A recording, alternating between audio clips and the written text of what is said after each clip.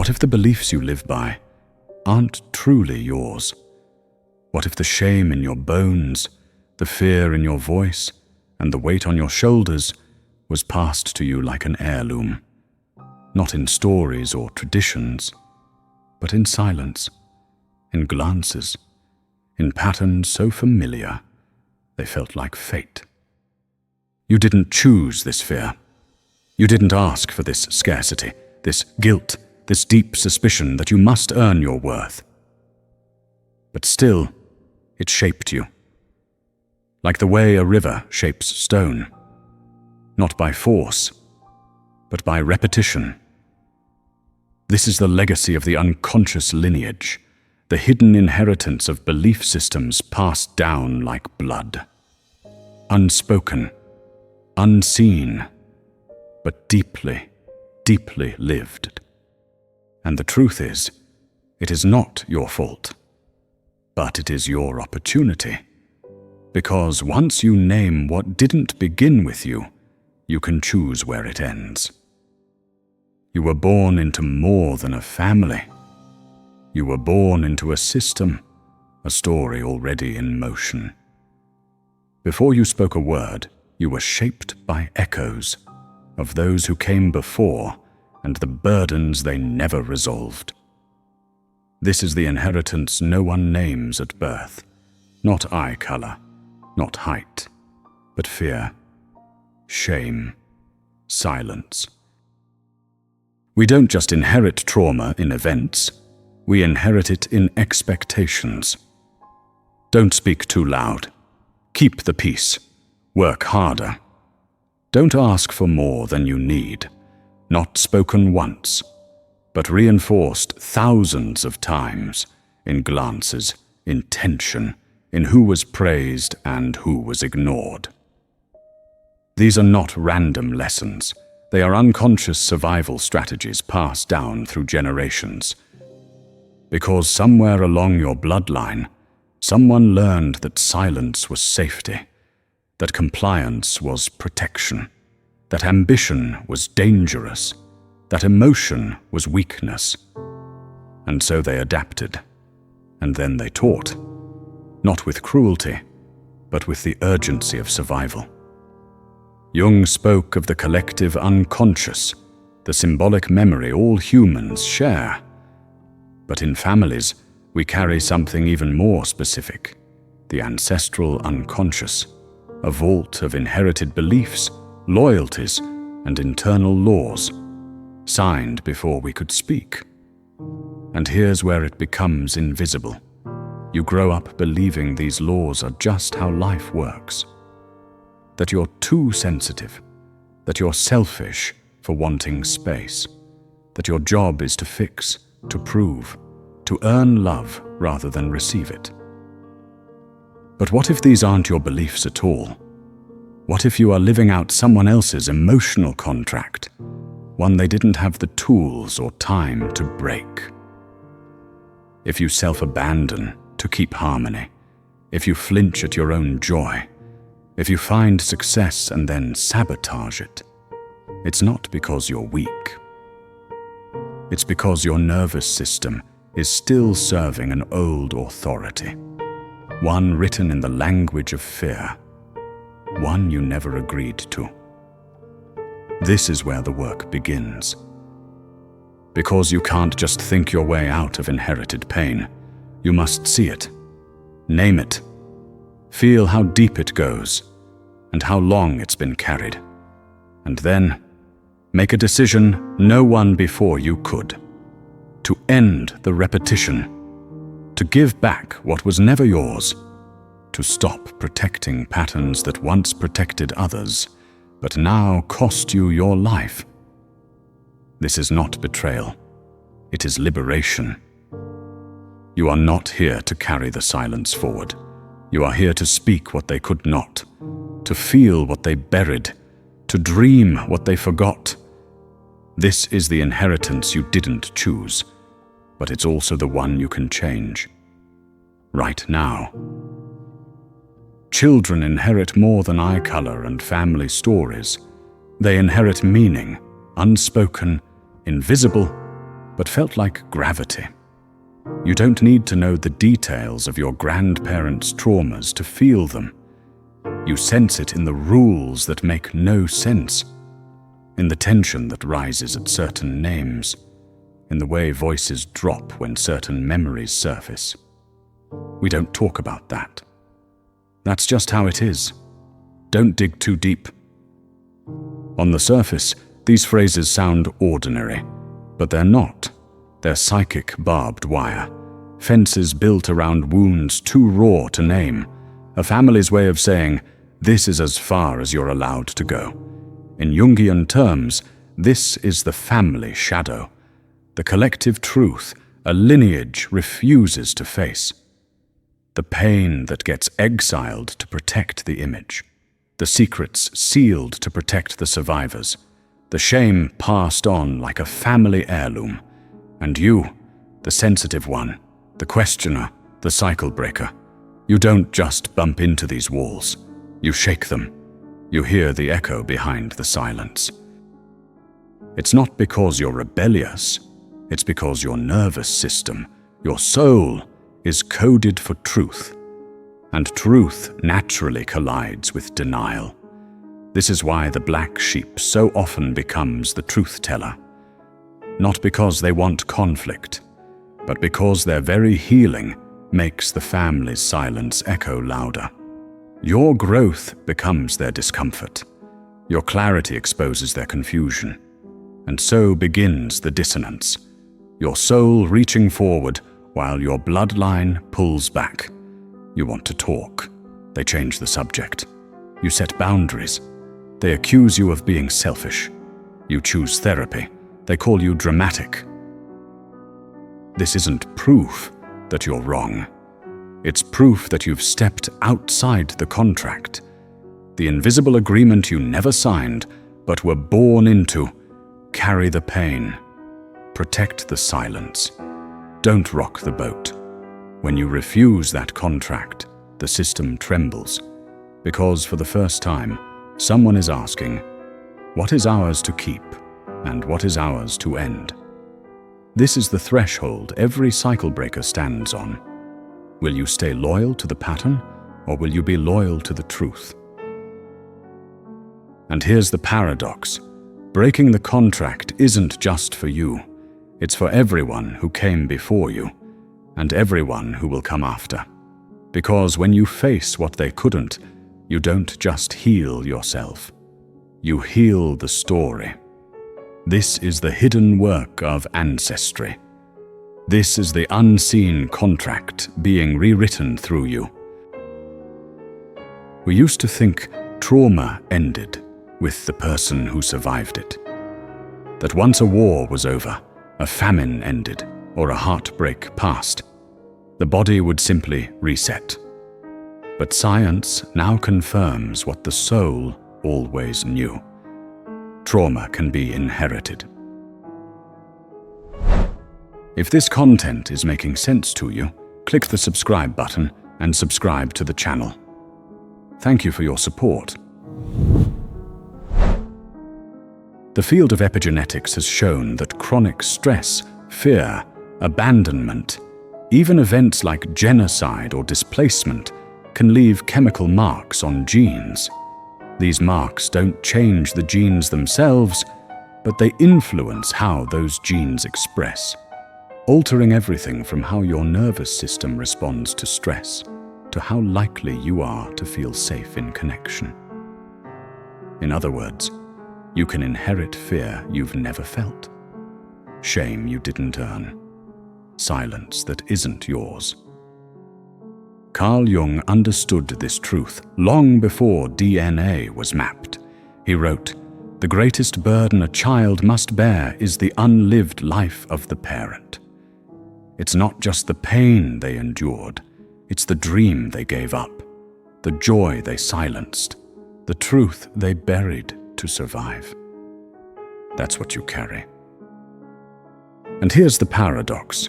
What they couldn't express becomes what you struggle to allow. The creative life they suppressed, now you self-sabotage every time you get close to success. The visibility they feared? Now you shrink, even when part of you longs to be seen. The voice they were punished for using?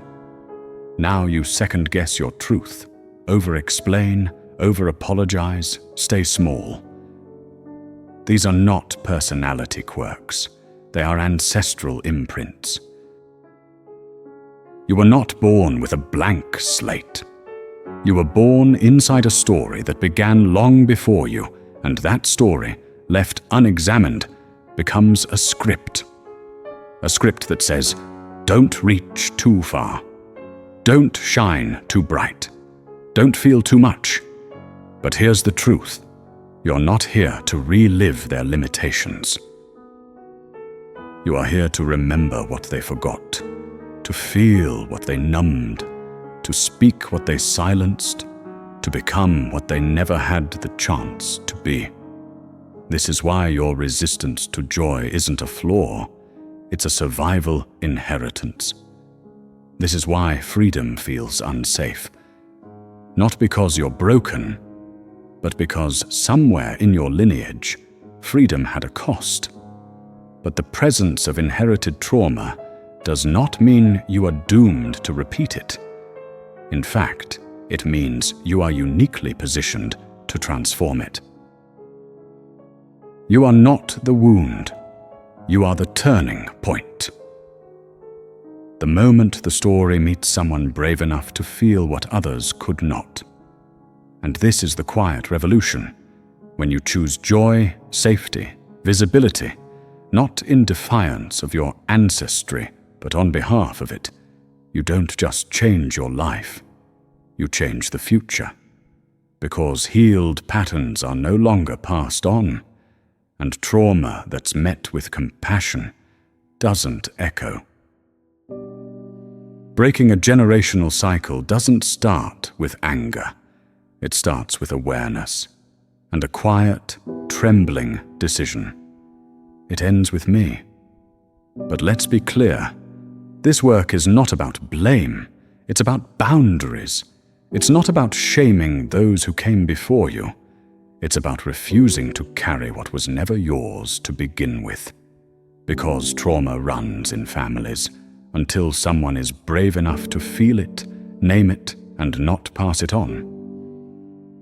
You become the one who speaks aloud what was always whispered, who mourns what was never acknowledged, who pauses before repeating an old response and chooses a new one, even when your hands are shaking. This is not a role you chose. It's a role you inherited. But what you do with it, that is your power. Jung called this the path of individuation, the soul's journey from unconscious programming to conscious integration. Not a rejection of the collective, but a stepping out of its shadow.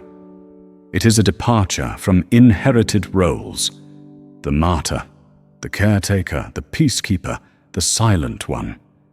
You were cast in these roles before you had a choice. But now, you choose again. And yes, the system will resist. Because family systems are designed for homeostasis, not healing. They will pull you back. Why are you so sensitive? Don't bring up the past. Can't you just move on? The deeper truth behind those questions is fear. Fear that your healing might expose what was buried. Fear that your liberation might unearth their pain. Because when you step out of the old pattern, you become a mirror. And mirrors can be uncomfortable. But you are not here to make others comfortable. You are here to make yourself whole. So when those old voices rise, who do you think you are? Your answer must be, I am someone new. Someone free. This is not rebellion in the loud, reckless sense. This is sacred rebellion. Not against your ancestors, but for them. Because to heal what they could not, to speak what they could not say, to choose joy where they chose survival, is not betrayal. It's liberation. You are not abandoning them. You are releasing them from the prison of unprocessed pain. You are the one who turns the wound into wisdom, who breaks the echo into silence, who ends the story, not with shame, but with love. Not everything you carry belongs to you. The guilt, the fear, the quiet ways you shrink to stay safe, the instinct to apologize before you speak, the feeling that joy must be earned or postponed. These did not start with you.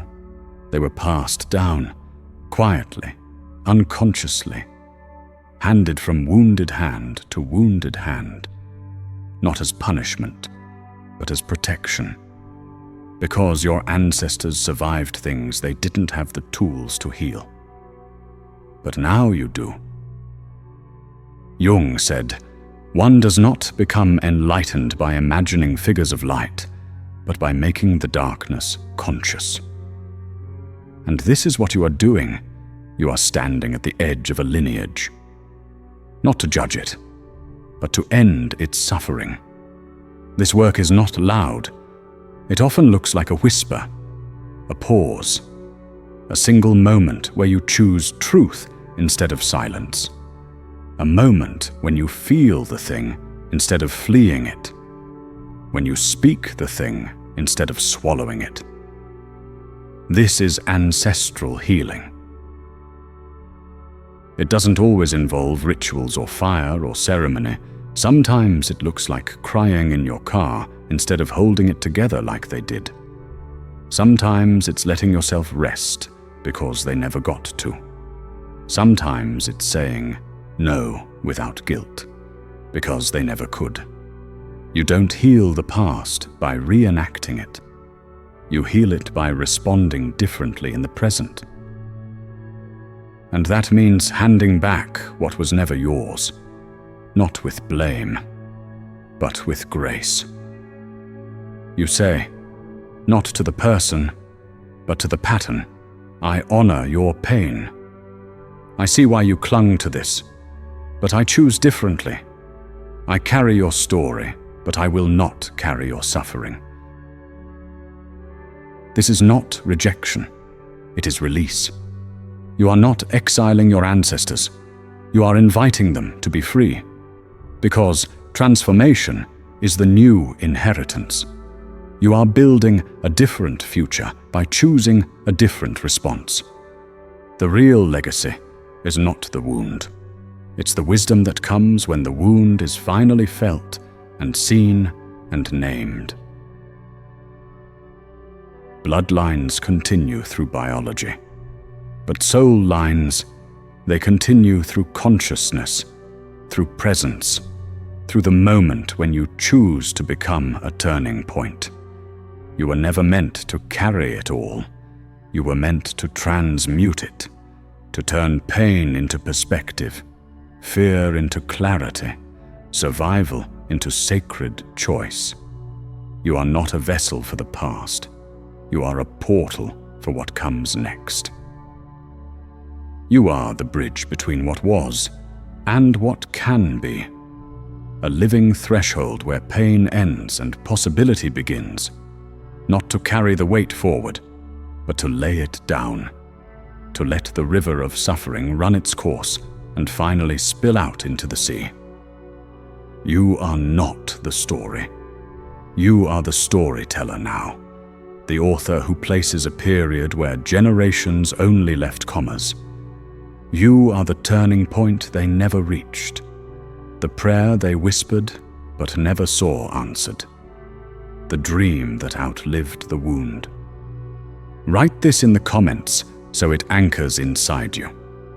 I return what was never mine. Because this is not rejection, it is remembrance. Healing isn't rebellion against your lineage. It's the highest form of love for it. It is handing back the pain and keeping the wisdom. It is refusing to repeat what broke them, while still carrying forward what sustained them. You are not the echo. You are the voice. The first true sound in a bloodline that forgot its own song. And as you speak, the past loosens its grip. The ancestors exhale, and the future finally opens, wider, clearer, softer, because you dared to end with grace what began in pain. You are not lost. You are returning. You are rising up to become exactly who you were always meant to be.